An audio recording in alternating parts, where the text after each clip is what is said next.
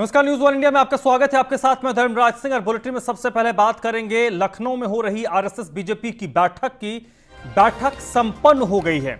करीब 8 घंटे तक ये बैठक चली, जिसमें बीजेपी और आरएसएस के तमाम बड़े नेताओं ने आगामी विधानसभा चुनाव को लेकर तैयारियों पर चर्चा की, बातचीत की। संघ के सरकार्यवाह दत्तात्रेय होसबले की अध्यक्षता में यह बैठक हुई और इस बैठक में तकरीबन 4 घंटे तक उत्तर प्रदेश के मुख्यमंत्री योगी आदित्यनाथ मौजूद रहे।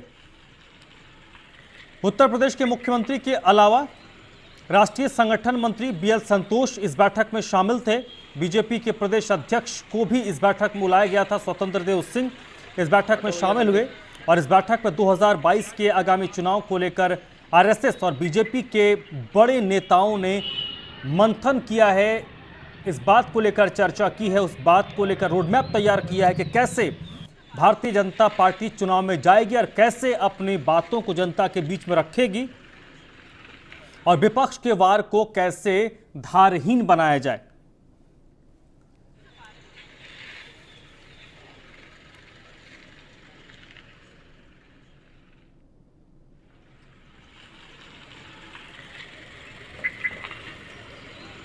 तो लखनऊ में तकरीबन 8 घंटे तक बीजेपी और आरएसएस नेताओं की बैठक हुई है। संघ के सरकार्यवाह दत्तात्रेय होसबले की अध्यक्षता में बैठक हुई और इस 8 घंटे की बैठक में तकरीबन 4 घंटे उत्तर प्रदेश के मुख्यमंत्री योगी आदित्यनाथ बैठक में मौजूद थे। तो 8 घंटे तक ये बैठक चली है और इस बैठक में फोकस मुद्दा इशू 2022 का आगामी विधानसभा का चुनाव था, जिसको लेकर संघ और भारतीय जनता पार्टी के जो टॉप नेता हैं उन्होंने गहनता से चर्चा की है, विचार विमर्श किया है। इस वक्त मेरे साथ नीलेश जुड़ चुके हैं लखनऊ से, इसी पर ज्यादा जानकारी के साथ। नीलेश, इस बैठक में तकरीबन 8 घंटे तक बैठक चली है, बैठक से क्या कुछ निकल कर बाहर आया है? देखिए, राष्ट्रीय स्वयंसेवक संघ और उसके जो अनुषंगिक संगठन है, चाहे भाजपा हो या फिर दूसरे जो संगठन हो, उनकी एक 8 घंटे तक अहम बैठक चली है। हालांकि मुख्यमंत्री योगी आदित्यनाथ अभी भी बैठक कक्ष में मौजूद हैं। जो आरएसएस से जुड़े हुए पदाधिकारी थे या उनके अनुषंगिक संगठनों से जुड़े हुए सदस्य थे, कार्यकर्ता थे, वो फिलहाल इस बैठक से निकल गए हैं। 8 घंटे तक ये निरंतर बैठक चली है। मुख्यमंत्री योगी आदित्यनाथ भी करीब 2 बजे इस बैठक में शामिल हुए थे और 4 घंटे से ज्यादा का समय गुजर गया है कि मुख्यमंत्री योगी आदित्यनाथ भी अभी तक बैठक कक्ष में मौजूद हैं। अगर पूरी हम बैठक के मुद्दे को देखें तो 2022 में उत्तर प्रदेश में विधानसभा चुनाव है। ऐसे में भारतीय जनता पार्टी कोई कसर छोड़ना नहीं चाहती है। तो वहीं जो राष्ट्रीय स्वयंसेवक संघ है, उसका क्या दिशा निर्देश रहने वाला है भारतीय जनता पार्टी के लिए, वो भी काफी महत्वपूर्ण हो जाता है, क्योंकि भारतीय जनता पार्टी जो है वो आरएसएस का ही अनुषंगिक संगठन है। ऐसे में आरएसएस का जो दिशा निर्देश होता है उसी के अनुरूप भारतीय जनता पार्टी को एक निर्णय लेना होता है, उसी के अनुरूप रणनीति तैयार करनी होती है। विधानसभा चुनाव 2022 में है तो उसमें कैसे बूथ स्तर पर लोगों को भारतीय जनता पार्टी के साथ जोड़ा जाए। उसके अलावा जो संघ के जुड़े हुए, चाहे वो कार्यकर्ता हो, प्रचारक हो या फिर प्रांत प्रचारक हो, उनको क्या निर्देश रहेगा कि 2022 में जब उत्तर प्रदेश में विधानसभा चुनाव होंगे तो वो पार्टी के लिए किस तरीके से अपनी महत्वपूर्ण भूमिका अदा कर सकते हैं। उसके अलावा जो उत्तर प्रदेश सरकार के 4.5 सालों का कार्यकाल उत्तर प्रदेश में रहा है, उसमें कितनी योजनाएं जो है वो धरातल पर प्रभावी रूप से लागू की गई हैं। खासतौर पर जो भारतीय जनता पार्टी का स्लोगन है, सबका साथ सबका विकास और सबका विश्वास, वो कितना खरा उतरा है। इन तमाम मुद्दों को लेकर 8 घंटों तक मंथन किया गया, जिसमें दत्तात्रेय होसबले की अध्यक्षता में ये मंथन किया गया। उसके अलावा अगर बैठक की बात करें तो उत्तर प्रदेश के दोनों डिप्टी सीएम इसमें मौजूद रहे थे, प्रदेश अध्यक्ष मौजूद रहे। उसके अलावा राष्ट्रीय संगठन महामंत्री बीएल संतोष भी इस बैठक में मौजूद रहे। तो कहीं ना कहीं ये काफी अहम बैठक है, क्योंकि 2022 में उत्तर प्रदेश में विधानसभा चुनाव है।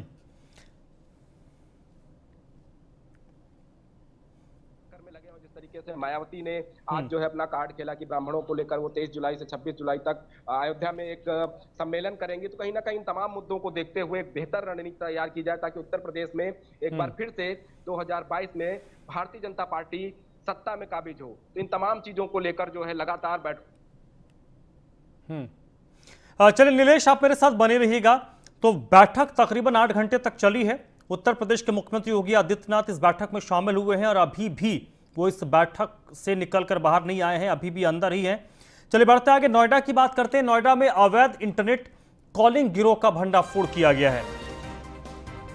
अवैध इंटरनेट कॉलिंग गिरोह का भंडाफोड़ नोएडा में किया गया है। यूपी एटीएस ने 2 शातिरों को गिरफ्तार किया है। अभय मिश्रा और शम्स ताहिर खान उर्फ तुषार को गिरफ्तार किया गया है। ये वीओआईपी कॉल को सामान्य कॉल में बदल देते थे। सिम बॉक्स के जरिए अवैध टेलीफोन एक्सचेंज चला रहे थे। नोएडा के नॉलेज पार्क थाने में इनके खिलाफ केस दर्ज हुआ था और अब जाकर इस मामले में एटीएस ने कार्रवाई करते हुए इन दोनों को पकड़ा है। इंटरनेट कॉलिंग के जरिए ये लोगों से उगाही करते और अभय मिश्रा और शम्स ताहिर खान और तुषार इनका नाम बताया जा रहा है। इन दोनों की गिरफ्तारी हुई है।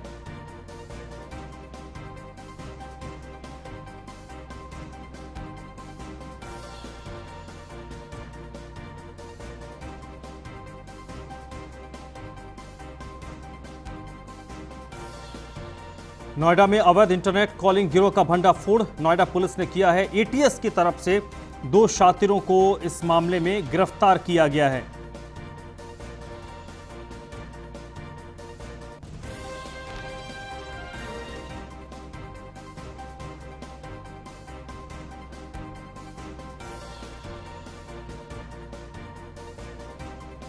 नोएडा के नॉलेज पार्क थाने में केस दर्ज हुआ था और इस मामले में कार्रवाई हुई है।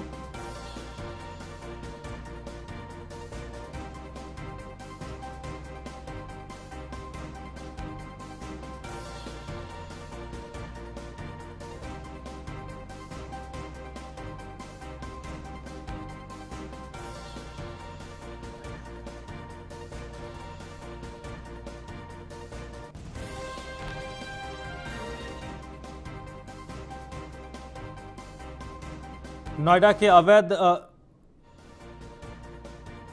नीलेश चौहान इस वक्त मेरे साथ जुड़ चुके हैं। नीलेश, क्या कुछ अपडेट आपके पास है नोएडा के से जो 2 गिरफ्तारियां हुई हैं?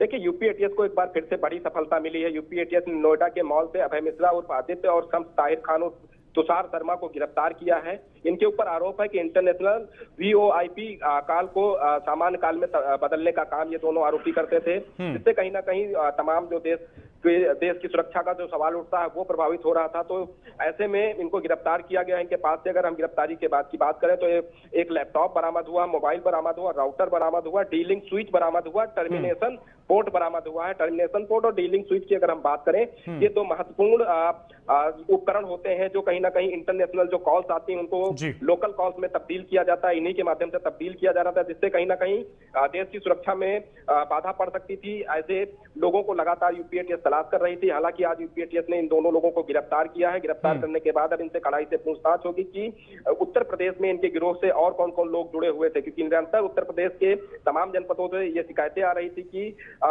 जनसामान्य के मोबाइल नंबर पर इंटरनेशनल। चलिए नीलेश, बहुत बहुत शुक्रिया आपका इस जानकारी के लिए। चलिए बढ़ते आगे। आगरा में 8.5 करोड़ की डकैती के मामले में पुलिस ने 7.5 किलो सोना और 1,62,000 रुपए बरामद कर लिए हैं। 8 करोड़ की डकैती के मामले में पुलिस ने कार्रवाई करते हुए 7.5 किलो सोना और 1,62,000 रुपए बरामद कर लिया है। इसके अलावा 3 अन्य बदमाशों को पुलिस तलाश कर रही है। डकैती में शामिल 2 बदमाशों को पुलिस ने एनकाउंटर में मार गिराया था, लेकिन इसमें शामिल 3 और आरोपियों को पुलिस तलाश कर रही है। सभी बदमाशों पर पहले से ही आपराधिक मामले दर्ज हैं। फरार बदमाशों में फिरोजाबाद के हिस्ट्री शीटर भी शामिल है। मनप्पुरम गोल्ड लोन डकैती मामले में पुलिस ने यह दावा किया है कि जल्द से जल्द सभी की गिरफ्तारी होगी और माल भी बरामद किया जाएगा।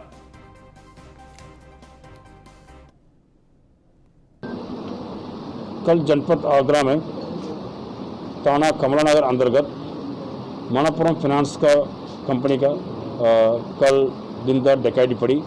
5 बदमाश असला के साथ जो कर्मचारी लोग अंदर काम कर रहे 4 लोग को बंधक बना के वहाँ पे चेस्ट से पैसे लूट के बाहर पैसे लूट के भागते हुए पुलिस ने जो इलेक्ट्रॉनिक एविडेंस और टेक्निकल एविडेंस के आधार पर पीछे पीछे पड़ा और इसके साथ साथ पुलिस लगातार चेकिंग चारों तरफ गिरोह किया। जनपद का पूरा बाउंड्री का सब सील किया है। उसी के आधार पर पुलिस पीछे पीछे पड़ के हम लोग उनका ट्रैक करके मधबास तक पहुंचा है। वहाँ पे कल शाम को मुठभेड़ हुआ। मुठभेड़ में 2 बदमाश ढेर हुए हैं। कल जनपद आगरा में बड़ी खबर रायबरेली से है, जहां पर एक युवक को रंजिशन गोली मार दी गई। आधा दर्जन दबंगों ने इस वारदात को अंजाम दिया है। और वजह बताई जा रही है कि पुरानी रंजिश थी और पुरानी रंजिश में इस वारदात को दबंगों ने अंजाम दिया है। युवक के सिर पर गोली मारी है। फिलहाल गंभीर स्थिति में इस युवक को जिला अस्पताल में भर्ती करवाया गया है। रायबरेली के मिल एरिया थाना क्षेत्र के शिवाजी नगर की यह घटना है, जहां पर युवक को पुरानी रंजिश में गोली मार दी गई है। मैं ITI में एक एसी धर्मेंद्र नाम का है, शराब का ठेका है, वहाँ पे एसी लगाया, उसका पेमेंट लेने गया तो रिंकू यादव और उसका भाई 2 लोगों को हम पहचानते थे, बाकी 3 लोग कौन थे उनको नहीं पता था। आगे पिस्टल से 4 फायर किया, उसके बाद बेड से मारा। उसके बाद जो धर्मेंद्र की शराब की दुकान है उसकी बोतलों से हमको सर पे काफ़ी नुकसान पहुँचाया। एक गोली हमारे यहाँ पे लगी है, अभी गोली निकली नहीं, बहुत दर्द हमको महसूस। बढ़ते आगे बागपत से अगली खबर है। दोघट में युवक की बेरहमी से पिटाई के मामले में एक और वीडियो सामने आया है। बागपत के दोघट में युवक की बेरहमी से पिटाई की गई थी। इस पिटाई का वीडियो वायरल हुआ था, लेकिन अब इस मामले में एक और वीडियो सामने आ रहा है। इस वीडियो में पीड़ित सक्षम शर्मा को कुछ लोग गालियां दे रहे हैं। सक्षम शर्मा को पीटते हुए भीड़ पंचायत में लेकर जा रही है। इस मामले में बीजेपी के जिला अध्यक्ष ने न्याय दिलवाने की बात कही है। सक्षम बीजेपी का कार्यकर्ता है और उसे न्याय दिलाया जाएगा। मामले में दोघट पुलिस की भूमिका पर भी सवाल खड़े हो रहे हैं। भारतीय किसान यूनियन के कार्यकर्ताओं के इशारे पर पुलिस ने पीड़ित को हिरासत में लिया। सक्षम शर्मा पर पुलिस ने मुकदमा दर्ज किया है। बड़ौद के सीमेंट व्यवसायी प्रदीप आत्रेय हत्याकांड में पकड़े गए मौजीवाजाबाद नांगल गांव के प्रधान विजेंद्र को छुड़ाने के लिए भारतीय किसान यूनियन के राष्ट्रीय प्रवक्ता राकेश टिकैत के भांजे राजेंद्र चौधरी ने अपने आवास पर पंचायत बुलाई थी। 2 दिन पहले बुलाई पंचायत में नांगल गांव के प्रधान के भतीजे और दूसरे युवकों की नजर सड़क पर कार में जा रहे सक्षम शर्मा पर पड़ी, जिसके बाद वे मारपीट करते हुए उसे पंचायत में लेकर गए। पंचायत में उसकी पिटाई की गई, जिसके बाद वो बेहोश हो गया। इस घटना की एक और वीडियो सोशल मीडिया पर वायरल हुई थी, जिसमें पूरी घटना की पोल खोल दी है। दूसरी घटना की वीडियो भी सामने है, जिसमें आरोपी युवक सड़क पर गाली गलौज करते हुए सक्षम शर्मा को पीटते हुए पंचायत में लेकर जा रहे हैं। आरोप है कि सक्षम शर्मा पिस्टल लहरा रहा था, जबकि वीडियो में काफी लोगों की भीड़ भी साथ चल रही है।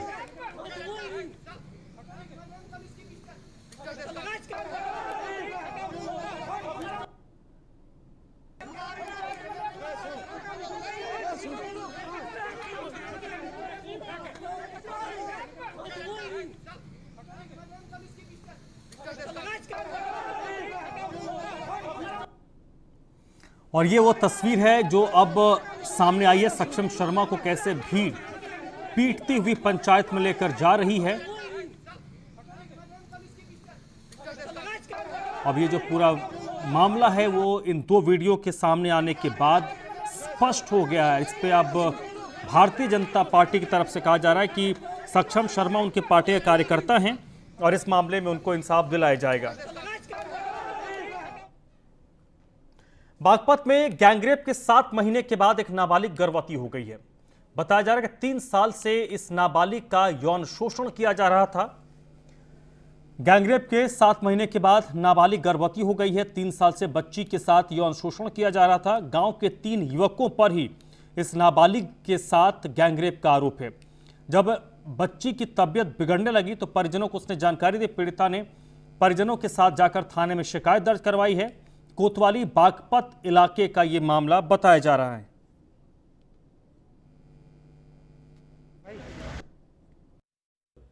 दरअसल मेरी बेटी के साथ बलात्कार हुआ है और कई लोगों ने ये गैंग रेप करा है मेरी बेटी के अनुसार, जैसे कि मेरी बेटी ने मुझे बताया। और मैं थाने में आया हूँ इसलिए कि मेरी बेटी को इंसाफ मिले। मैं चाहता हूँ कि उसे सख्त से सख्त सज़ा दी जाए।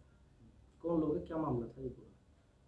मेरे सुनने में यह आया कि मैं तो ड्यूटी पे चला जाता था। मेरी लड़की बताती है कि मुझे धमकी दी जाती थी, तेरे पापा को मार देंगे। नींद की गोली भी दी गई मुझे उसके द्वारा। तो अगले दिन जब ये एक रात ढूंढने के बाद जब मुझे पता लगा, मैंने इसको बुलाया, पता लगा इस तरीके की बात है, तो लड़की प्रेग्नेंट थी। ये इसने सारा वाक्य बताया।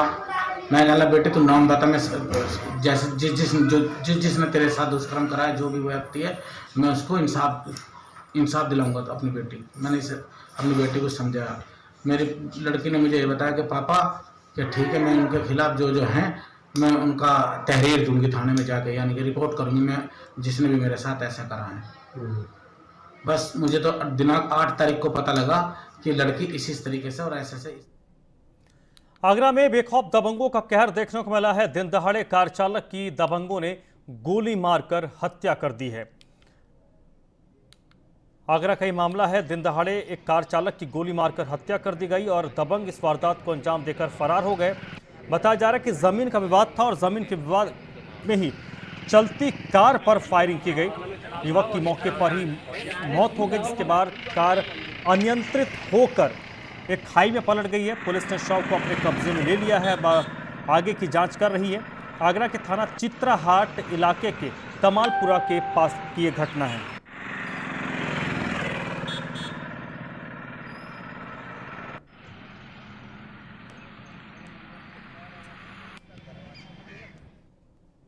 उत्तर प्रदेश में पिछले 24 घंटे में कोरोना के 56 नए केस मिले हैं। यूपी में 24 घंटे में संक्रमण से 7 लोगों की मौत भी हुई है। उत्तर प्रदेश में पिछले 24 घंटों में संक्रमण के 56 नए केस मिले हैं। हालांकि इस दौरान 7 लोगों की मौत भी हुई है। पिछले 24 घंटों में 69 लोग कोरोना को मात देकर ठीक हुए हैं, रिकवर हुए हैं। इस वक्त यूपी में कोरोना के एक्टिव केसेस की बात करें तो संख्या 1262 है और इस संक्रमण के कारण उत्तर प्रदेश में अब तक 22,719 लोगों ने अपनी जान गंवाई है।